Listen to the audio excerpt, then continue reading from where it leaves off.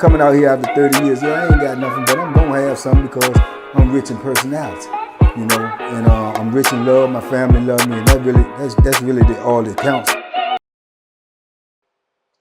Hey man, shout out everybody out there on Team Banky Pound, man. I appreciate the love. Boom, boom, boom, boom, boom, boom, boom. I appreciate the support. We out here 33 years of prison stories. Y'all know how it go. Listen, I've been getting mad requests to do a reaction video on my little bro, man, my old Celly, man, my youngin', staying out the way Trey.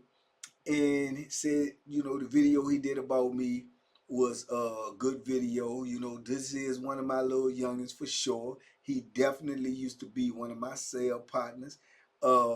Super proud of him, man. Came out here, got his life back on track, got married, doing his own thing, opened up a business, all of that, man. But that's my little youngin, man. I'm proud of him. I heard the video was good.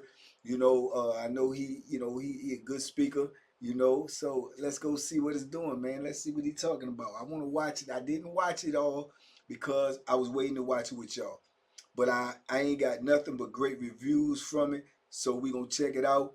TBP Nation, stand up. I appreciate the love. Let's go. Let's get it. Let's see what Mr. Staying Out the Way Trey is talking about. Let's go. Just living your life. Keep trying to progress. And that's what life is about, man. So I hope everybody's staying out the way, taking their time out there, man. I definitely hope so, man. But let me thank everybody. Y'all know I gotta do this. I did it earlier, but I'm gonna do it again. Let me thank everybody, man, who was a part of helping me get to 1,000 subscribers, man. Like, I ain't even gonna lie to y'all. Like, I kind of got discouraged in the beginning. And that's kind of the reason why I didn't want to do it in the first place. Like, it took me so long to do this, what I'm doing now, giving y'all this good content. But, like, I was feeling like I was getting a little discouraged, man. But, like, you know, I prayed about it. The next thing you know, man, I just started running it up, man. I just hope it keeps running up because I'm going to keep coming with the good content. So it's going to have to keep running up anyway. So let's go. Y'all know we turning up, man. Thank y'all for like, sharing, and subscribing. Y'all know what time it is, man. I needed that, man. Y'all came through, and I appreciate that, man. I definitely appreciate that from the bottom of my heart, man. Love y'all for that, but I'm going to keep coming with the content. Y'all ain't going to have to worry about nothing. Just sit back in your chair, get your popcorn, and relax, man. Everybody that's at work listening to me, man, throw your Bluetooth in and let's rock out, man. All my truck drivers that listening to me, man, put your headphones in while you focusing on that road. Let's rock out. I got y'all, man. I'm gonna keep the classic joints coming through, man. Promise y'all on that, man. But one more time, thank y'all for turning me up. I had to do it again. Turn me up.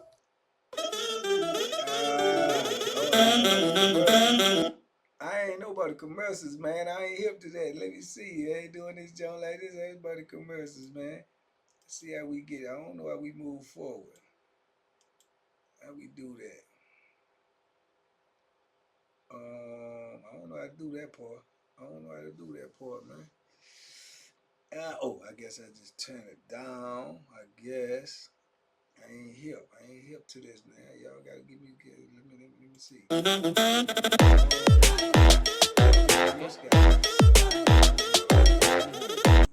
Keep turning me up. That's what I want y'all to do. Keep turning me up. Turn That's up. what we gonna do, y'all. We gonna keep running it up, man. Yeah. Damn, that felt good. But changing the subject a little bit, y'all. I've been having a lot of people in the comments that's actually, you know, they watch Banky Pound channel. So they've been telling me like, yo, let me get a Banky Pound story. You know Banky Pound. I really do actually know Banky Pound, y'all. Like, yes, he do. I really do. You know what I mean? Like, me and him go way back. Like, I ended up running into Banky Pound early in my bid. You know what I mean? So, like, I definitely know him. So I've been getting a lot of requests of doing a story about Banky Pound. So I say, you know what? I'm gonna give the people what they want, man. I'm gonna give y'all a story about Banky Pound, man. Majority of everybody on this channel that's watching me now, y'all should know who Banky Pound is, but Banky Pound is a successful YouTuber. He's actually doing the same thing I'm doing. You know, everything he's doing was, you know, he inspired me kind of to do this. Like, I really wanted to do it after I really seen him doing it. And I ain't gonna lie, like, you know, he's a good dude. He always been a good dude. He's official. Y'all don't have to question anything about him. Banky is who he is. All those stories he giving y'all, the man been locked up for 33 years. Like, he has a million stories. And everything he's saying is facts, man. Because when I was around him, it was, you know what I mean? He was official. Everything around the board. But getting into the story, this is like 2004. So I'm gonna get to, you know, when me and him when we became roommates. But in 2004, y'all, this kind of around the time anybody who actually went back and listened to my old stories that I did when I first started, when I did a story about weed everywhere, like this is around that time. But when I went to the hole, I went to the hole from 2C. 2C was my original pod that I was in for a couple years. Like I was used to that pod. And then when me and my homeboy ended up catching the dirty ones, that's when I went to the hole. But he went to 4 building. I ended up coming back to my old pod, which was 2C. So I ended up coming in 2C. And when I came in 2C, they told me, they was telling me when I was in the hole, they was like, you going to cell 5, 2C cell 5. So I'm like, so I'm trying, you know, I've been gone a couple months, 3 months, but you know, you can still look out your window, see a pod, you still talk to dudes, but you know, it's definitely gonna flip over. I've been gone 3 months. I've been gone for a little minute, so the pod always flips over. That's all it does, just keep flipping. They just move. When you go out, somebody move in. Somebody. Absolutely. So that's what it was. I was in 205. I was in cell with Cody, right? Um, I think I was in cell with Cody. Then when all the situation had happened with Cody, so we had all of that going on. So it was like mad tension and stuff going on in there. Then I think after Cody, had left and the situation had happened with him. When Cody left, the situation happened with him. I had that Bama in my cell that I told y'all about that was obsessed with the nurse. That joker that somebody had broke his jaw in the previous joint he had been into. And I told you that joker kept going in my stuff, man, going in my peanut butter and stuff. Yeah, y'all go back and look at that video. That joker was going in my peanut butter and stuff. And then he the same joker that I woke up one time, he sitting on the toilet with the Casper the Friendly Ghost junk across his body. And he on that junk got everything covered up, sitting on the toilet playing with stuff. And I had to and you know what I'm saying, and put hands on him and put him, put his stuff at the door and make him get up out there. So he ended up getting up out there. That's how my cell was free for T White when he came out of jail. That's why my cell was free, because it was Cody, then it was the old crazy joker, and then my cell was free. And when T White came up in that joint, To move, somebody coming in. Like it's just a cycle. So I knew the pod kind of changed up a little bit, but we wanted to take for a second before I went to the hole. I can remember when Banky first moved in the pod. So what the man, what we got going on here? See, skullduggery, man. Skullduggery, man. when he first moved in the pod, it was before I caught the dirty on. So when Banky first moved in the pod, like I ain't gonna lie, like I already knew he was like Skullduggery, man. It's he was skullduggery. different. You know what I mean? First of all, he really had like 16 years of already doing time, already having great experience with prison, already knowing what to do, already done been through situations, already know how to think. Like you can tell people like that. You know what I mean? So I was in my early 20s. I'll say I was at least 20 years old, 21 at the most, no older than 21. So if I was 21, Banky was probably in his middle 30s, his early middle 30s, something like that. So he was already experienced. So when he moved in the pod, like, it'd be a lot of older dudes. Like we looked at dudes like, because we were super young. So if you was somebody that was already down like 10, 15 years or better, like you was considered like somebody different that people look at in prison that was my age generation. Like we were the young ones. So a lot of those dudes be like a lot of old looking kind of dudes, you know what I mean? Shirt tucked in all the time, state boots that I put in my shorts, them ugly state boots, tied tight. You know what I mean? They just been down forever. So like that's just how it is. They always on go mode, they serious as hell. It was a little different with Banky Pound, man. I ain't gonna lie, man. Banky kind of like he had a young swag. And I ain't gonna lie to y'all, like his swag was young, man. When I say he had a young swag, his swag was young, like he was one of the first dudes I seen kind of like, it was a couple dudes that I got kicks. I told y'all the dude, AJ, that was my roommate at one point in one of my stories. He had went to the visit room and got some Bo Jacksons.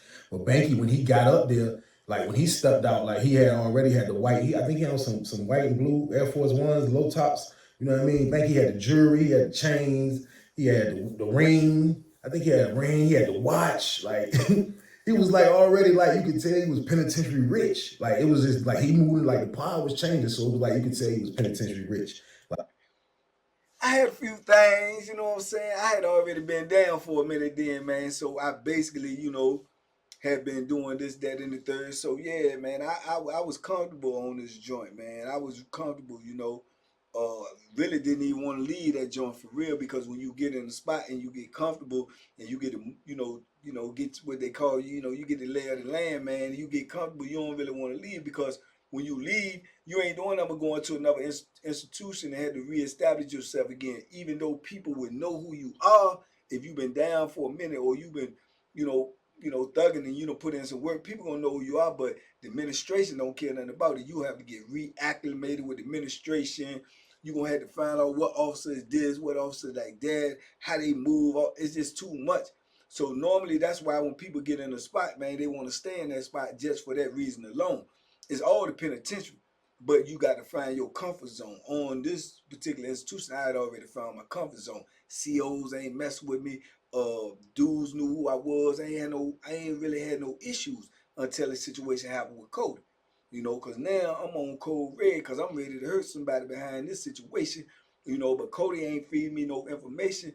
But looking back on it now, in retrospect, he just was looking out for me, because he knew the count. He knew what I was gonna do with that information. Then I got, the gang dudes, they on alert about me, because I done already put them on notice. So I don't know, they might bust a move on me at any time, just out of nervous purpose, not knowing what I'm gonna do. So it was a real crucial time, man. But like I said, when he came in there, man, he wanted no games and nothing like that. He was young, man. He had good parents. He was a good youngin', man. I gotta say that he definitely was a good youngin', man. That's why I ain't had no problem with him in my cell, right? Like he was a dude that, you know what I mean, you can look at and tell that he kind of demand respect. And like a lot of those dudes that been down for a long time, that's how they are. They really demand respect. So you can tell he demanded respect. So Banky coming to pod, he's super dumb scrap. He's super duper. When I say dumb scrap, like he had a lot of stuff. Like he had a whole lot of stuff, man. But he been down. So like this is how it's supposed to be. Like, somebody like me, that's a young dude, you know what I mean? I wasn't like the average young dudes. Like, I wasn't looking at him with envy, or, looking at him with hate or anything like that. I was looking, taking notes, because in my mind, I'm saying in my head, like, this is how you're supposed to live in prison. If you got time to do, like, you gonna be in prison, you gotta live like a king if you can. Like, that's the mission. You gotta be able to live like a king. So I was seeing this, and when I say live like a king, Banky Pound never went. Facts. If you can, that's the goal, man. I told y'all, everybody just want to eat, man. You got to be able to eat. I know that sounds so, nonchalant out here in the real world, but in the penitentiary, it is a real thing, bro. You gotta have something to eat at night. If all you got to count on is that kitchen garbage, man, you in a world of trouble. You starving like Marvin, and then if that's all you got to eat, you eating garbage, man. It's messing up your system, it's messing up your body, it's changing your body up, so you got to have some way or some source of income where you can stack that box and you got what you want to eat, man, at night, so you ain't got to worry about it. Plus, if all you got is the kitchen, bro, they gonna feed the last meal gonna be about 5 something. So you got to go from there all the way till in the morning to get some more garbage. You ain't got nothing to eat for the rest of that day if you ain't got nothing in your box. So that's something you got to learn early in your bit. You got to eat, man. You ain't got no energy to fight. You ain't got no energy to work out. You ain't got no energy for nothing. You got headaches and all if you can't eat. So being able to eat is essential in prison. And that's one thing I had to learn early, man. But I stayed strapped for my bit. As far as that box, I ain't never had to ask nobody for nothing. I will make sure I won't be in a position that I gotta ask nobody for nothing. Cause if you ask somebody for something, like I said, this prison, man, ain't nothing for free. You getting taxed, you getting 100%. I was in store box, man, so I know. Nah, you don't want to go that route. You don't want to go that route at all. The child. He never went to child. I'm telling y'all, he never went to child. And for real, every now and then you will see dudes buck on child. Like dudes will buck on child if maybe he's on the phone, if maybe he gonna stay back and probably smoke with his homeboy. You know what I mean? And they go in the cell and smoke, or you might go in and you trying to go in the shower, get your thing off with the woman in the booth. How did Justin Bieber and The Rock get so damn rich so quickly? Well, it's because they make a special kind of money that no one... Let's get it. You know what I mean? That's when you see dudes buck on child. Banky bucked on child. And this is around the time, y'all, I ain't even gonna lie, like, people used to use the wall. Remember I told y'all the wall phone on Sussex, like the payphone joints. Them joints wasn't like people was dying over those phones on Sussex. Like it wasn't going down like that. Banky used to be on the phone. Oh, he was one of the first dudes I seen ride the phones in prison. Now I'm pretty sure dudes did it, you know what I mean? But at the time, this is 2004. I told y'all we got there in 2002. We finally got drugged. We got drugged in the beginning for like 6 months. Then when we finally got adjusted, they moved us to 2C like the end of 2002. 2003 was smooth. The beginning of 2004, I ended up catching the dirty. Boom. So like time has went on. So like dudes don't really ride the phone like that. Banky used to ride the phone, man. He used to be on that damn phone all day. And like not really all day, but just when he wants to, especially during child. So majority of the time when we go to child, I wouldn't know what he was doing because I'm going to child. So I know when I come back, majority of the time he's sitting in the chair on the phone. So like he was just one of them dudes that I saw that was different. You know what I mean? Like I said, I wasn't looking at him with hate or envy. And you know, to a lot of young dudes, they probably looked at him like, damn, I'm some man. You know what I mean? Because for real, a lot of dudes kind of used to be mad at him in the pod. But can you blame him? This dude, Banky, man, I'm talking about when I say he's one of the luckiest dudes in dice I seen too. Like he gets that crown too. I give him that crown too. You maybe can get him in poker because he play poker and he shoot dice. He'll tell you those are the only two vices. You know what I mean? Banky don't. Hey, I try to tell y'all about this iron on, man. I told y'all, man, I cried to you for a lot to you, man. I'm telling you, man, dice is my thing, man. And during this time right here too, I was, you know, I was doing the gambling. I was trying to reframe, but I won't like full blown out, like, you know, but I did. If they bust a game open, I'm in it. You know what I'm saying? If they want me in it, you know what I'm saying? Some dudes, real talk, used to pay me, don't even get in the game, man. I just give you $20, dog. Don't get in my game. Don't mess my game up. A lot of dudes ain't gonna play if you play. You know what I'm saying? I take the dub. I take the 20. You taking $20 for doing nothing. I take the 20. You know, although I feel like I get in the game, I can bust the whole game up. But at the same time, if dudes ain't gonna want to play or whatever, I just go ahead and take the 20. You done made $20 a day. You ain't had to do nothing. That's a good deal right there. That's a one-on-one. You know, but yeah, in poker, yeah, he's saying they can get me in poker. I been got in poker. They got a chance to get me in poker. It ain't guaranteed though. It ain't guaranteed. You know, but dice, man, forget about it. Do no drugs. He don't do none of it. He don't smoke cigarettes. He don't do none of that. His only vice is gambling. I can understand. Say it again. I keep telling y'all, man, I don't do drugs. If you meet somebody told you they ever seen me get high in their whole entire life, anytime they been around me, they straight line. It ain't my thing. I do not knock nobody. Do what you do. Puff your weed, chief up, puff daddy, all that. It just ain't me. But yeah, I keep trying to tell y'all that. Just the way my eyes look, man. I can't help it. I was born like that.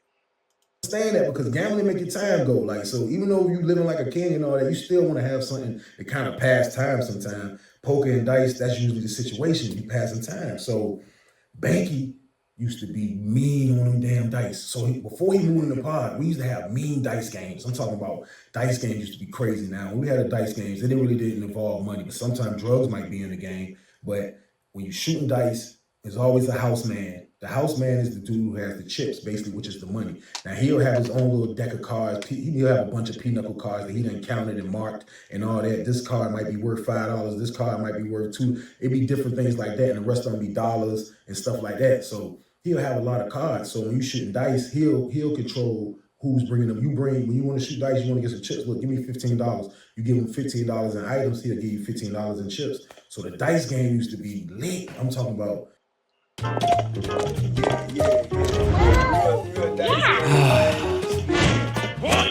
You know I'm down there. We shooting craps though. This was in CeeLo right now. So the dice game used to be lit. So when Banky moved in the pod, Banky come in the pod, you know what I mean?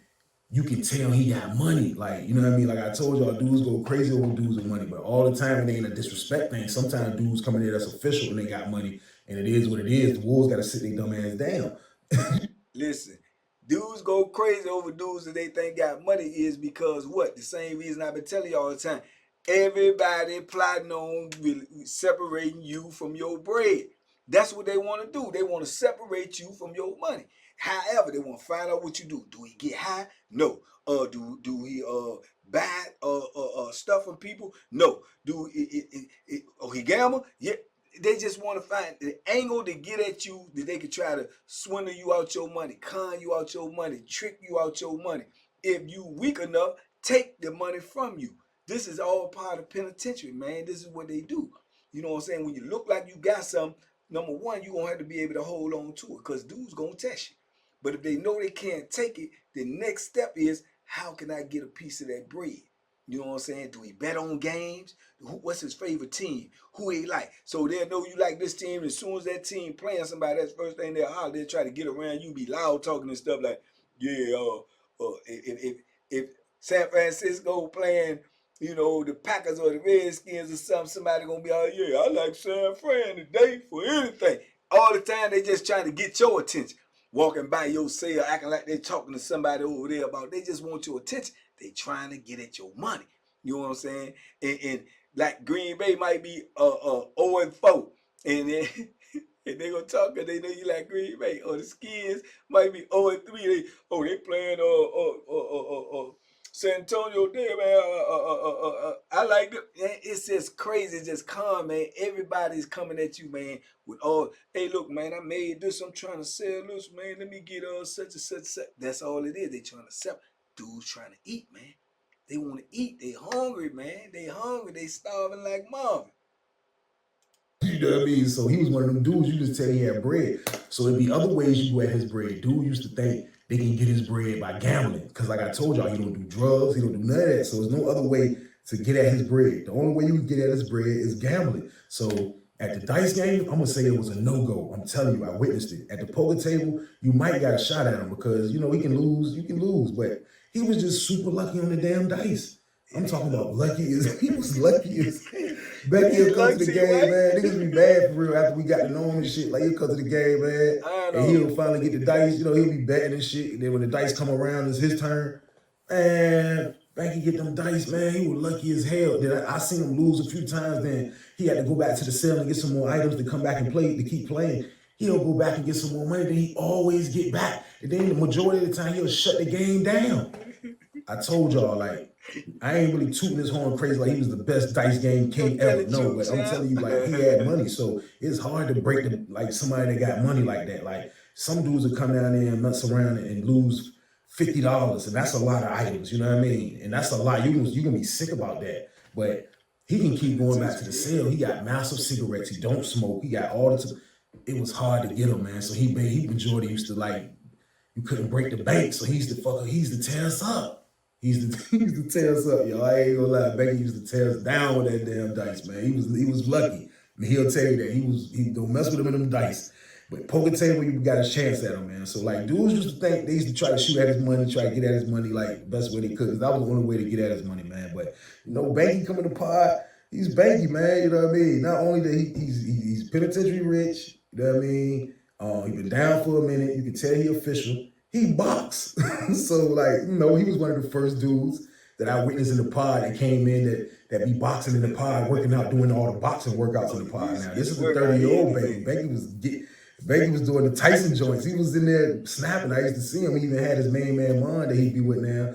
They used to be working out. Mon was a big dude, and they used to be getting it in, man. Like, his workout was serious, man. You know what I mean? He'll, you know, do his thing, go out, run laps, do all that, man. So, like, he was in shape. So, like, dudes knew this, man. It was just crazy, man. But for the most part, he was a cool dude. So, me being around him in the beginning, that's like how I viewed him. Like, I told you, like, I wasn't looking at him with envy. I was looking at him taking notes because at the end of the day, this is how I want to live. I see that, you know what I mean? Banky like to get a little money. Banky like to stay out. He quiet with it. Like, he don't want his business out there. He only was messing around for really as far as who he talking to heavily. It's probably with 2-3 dudes at the most in there. Like, I just was taking, that's how you gotta be in prison. Like, prison is crazy. Like, you gotta transform yourself into a person of stone with a brain, because if you don't, you're gonna get lost in there. Like, so if you're trying to live a good life, this is how you gotta live. You gotta move like this. So I'm taking. That's what I'm saying. See, you gotta have a youngin that's willing to be receptive to the information that you give them. Because see, I took it upon myself to try to, you know, always get good, you know what I'm saying, information to the dudes that's around me. Because if I didn't, you know what I'm saying, then they go lead astray, then that's a reflection on me. You understand? So I always try to get them dudes good information, man, because I knew the situation that they was in, because I was once in that situation. And he just happened to be a youngin' that didn't mind listening. You know what I'm saying? He'll listen. You know, whether he took heed to it or not, that ain't your problem. But now I see he was listening, but I ain't know. But I used to always, it's my obligation to try to give him some game. And that's what I used to try to do, give him some good game, man. So I'm glad youngin' was on point.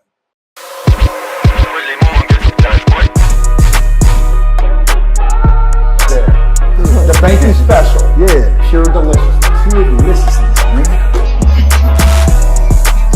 My name is Banky, man. Everybody calls me Banky. That's the name that I got from my grandmother when I was young. I'm coming out here after 30 years. Yeah, I ain't got nothing, but I'm gonna have something because I'm rich in personality, you know, and I'm rich in love. My family love me, and that's really all that counts.